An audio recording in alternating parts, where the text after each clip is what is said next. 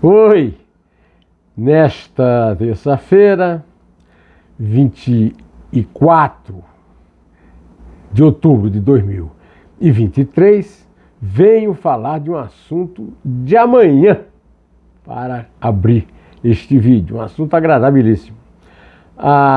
Os professores Loretana Panseira e Fernando Schüller, os jornalistas Luiz Nassif, Sérgio Dávila e José Neumann de Pinto, quem vos fala, todos sob a mediação de Boris Casoy, o grande mediador de telejornais, mas também de debates políticos do Brasil, vamos discutir no Centro de Professorado Paulista, na Avenida da Liberdade, 928, o assunto deste livro que lá será lançado.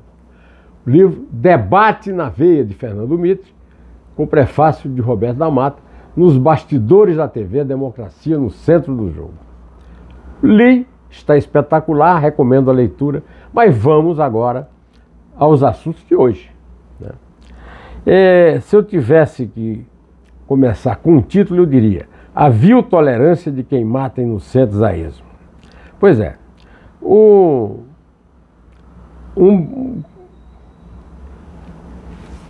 miliciano do Rio de Janeiro, chamado Matheus da Silva Rezende e conhecido como Faustão, imagine só, na verdade, sobrinho do chefão da milícia de Santa Cruz, o famoso Zinho, Luiz Antônio da Silva Braga, que já tinha sido morto antes, e esse sobrinho, o Matheus, vulgo Faustão, foi morto, e a reação dos milicianos foi simplesmente paralisar completamente a vida, infernizar a vida do pobre cidadão habitante do populoso bairro de Santa Cruz, na zona oeste do Rio de Janeiro.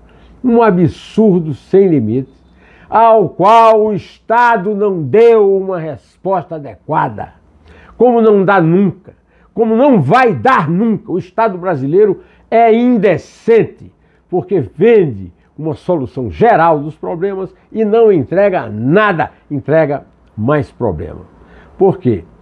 Na segunda-feira, ou seja, ontem, em vingança pela morte do Faustão, falso Faustão, esses milicianos incendiaram 35 ônibus e um trem, cheios, lotados.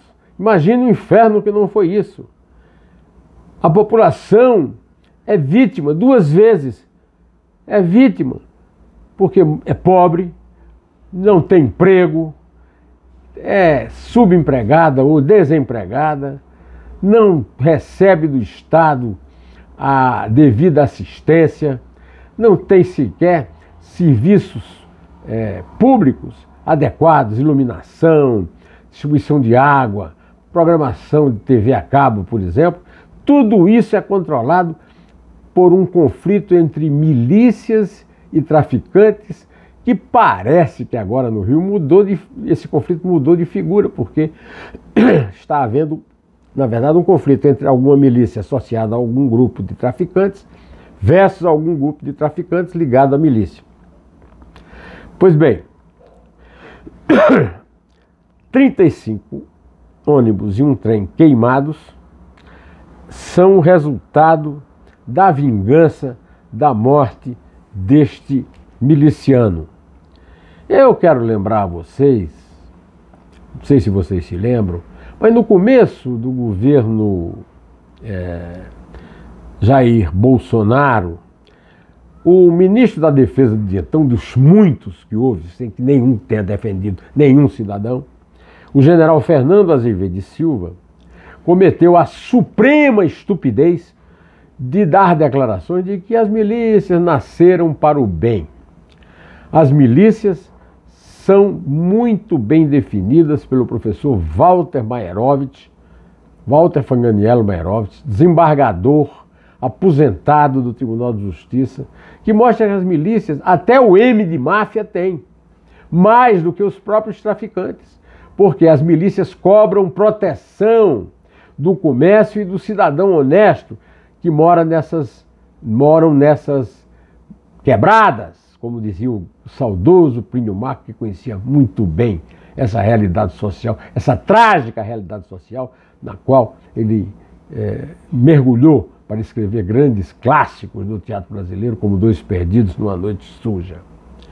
Eu escrevi um artigo, à época que isso aconteceu, explicando ao general que não é verdade o que ele falou, que ele falou uma imensa bobagem, porque as milícias têm a origem maléfica das máfias da Sicília, de Nápoles, de Nova York e de Chicago. O general não teve nem tempo para aprender, tem uma certa dificuldade de raciocínio, não teve nem tempo para aprender porque passou pouco tempo no cargo. Mas hoje estão voltando a cometer o mesmo erro que foi cometido antes em relação ao tratamento de milícias e tráfico que enlutam as populações pobres e mesmo a classe média no Rio. Vocês estão lembrados do exemplo dos 3 médicos que foram assassinados num quiosque em Barra da Tijuca, porque um foi confundido com um assassino de um miliciano, amando de outro miliciano. Agora, o governador do Rio, que é um estafermo, coitado, dá até pena pensar na população do Rio governada por um político desse, né? Mas o senhor Cláudio Castro fez a frase definitiva do cinismo da gestão do Estado brasileiro. O crime organizado que não ouse desafiar o Estado. Ele não era nem o governador ainda quando o ex-presidente Michel Temer decretou uma intervenção na segurança do Rio de Janeiro e deu ao general Walter Braga Neto, que depois seria candidato a vice na chapa depois seria ministro da Defesa do Bolsonaro e candidato a vice na chapa do Bolsonaro, derrotada pela chapa Lula-Alckmin. Pois bem, passou um ano no Rio e não resolveu nada, piorou a situação. Piorou muito a situação. O Exército Brasileiro não tem condições de fazer uma guerra nem com o crime organizado no Rio, em São Paulo, onde você vê o crime organizado funcionando, e eu vou ter mais exemplos aqui para citar. O resultado é que a frase soou tão ridícula que o meu amigo Josias de Souza escreveu na sua coluna do UOL hoje que o Cláudio Castro está jogando o governo Lula na fogueira do Rio de Janeiro, porque o Flávio Dino, ministro da Justiça, já está aventando a possibilidade de uma intervenção militar nessa situação. Um problema que já houve, que não resolveu nada e que só piorou depois, conforme está aprovado por isso. Agora o Cláudio Castro parece não tem assessoria jurídica, fala em terrorismo. Olha, não deixa de parecer com terrorismo, mas já apareceu um monte de jurista aí dizendo que ele não tem como enquadrar no crime do terrorismo, tal como ele é descrito no Código Penal brasileiro. O certo é que o crime organizado não só ousa desafiar o Estado, como vence o Estado, como venceu o Estado. Agora, quem perde é a população, não é o Estado, não é o Lula, não é o Flávio Dino. Enquanto isso acontecia no Rio de Janeiro, Lula caminhava altaneiro para o seu escritório no Palácio do Planalto, mostrando que a operação do quadril dele foi um sucesso. Parabéns para o Lula, mas o mesmo não se pode falar. Parabéns para a população da região, da zona oeste do Rio de Janeiro em geral, de Santa Cruz em particular. Isso, no entanto, não é uma peculiaridade do Rio de Janeiro. Numa cidade maior do que o Rio, que é a nossa, São Paulo de Piratininga, o crime acontece em todos os níveis e sempre com a participação de um covarde agressor. Hoje, nesta terça-feira, a Giovana Bezerra, de 17 anos, morta na escola estadual em Sapopemba por um rapaz de 16 anos, que não é identificado porque é menor de 18, foi enterrada às 14 horas no cemitério Nossa Senhora do Carmo, em Santo André. E o governador Tarcísio de Freitas já disse que prometeu de novo o que já prometeu antes, fazer um plano de segurança para proteger as crianças, colocar psicólogos nas escolas. Acontece que ele não fez, não faz, e se fizer não será bem sucedido. Eu não tenho nenhum problema de dizer isso, porque nunca foi. Nada nunca foi bem sucedido no combate ao crime no Brasil. Quem manda cada vez no Brasil mais é o Estado paralelo do crime organizado e do crime desorganizado. A luta das milícias com as militâncias políticas, que não conseguem dar um rumo ao Estado brasileiro. O Estado brasileiro é completamente inócuo, é completamente ineficiente e não resolve coisa nenhuma, né? E aí nós ainda somos obrigados a conviver, né, com essa adesão disfarçada do governo progressista de esquerda do Dr. Lula ao Estado palestino, ao grupo terrorista palestino Hamas. O terrorismo é a maior... O terrorismo não tem nada a ver com guerra, porque a guerra exalta a coragem. Eu escrevi isso num artigo que está circulando no Antagonista e na revista Cruzoé, nos quais eu escrevo uma vez por semana, todas as sextas. E na sexta-feira eu publiquei um artigo exatamente sobre isso. O terrorismo é o assassinato do inocente a esmo pelo bruto, pelo incapaz de ter qualquer sentimento de amor. O sentimento é só de ódio e de covardia. É contra a guerra, porque a guerra exalta os heróis da coragem.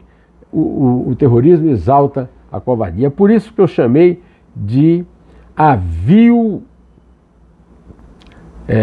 tolerância a quem mata inocentes a esmo.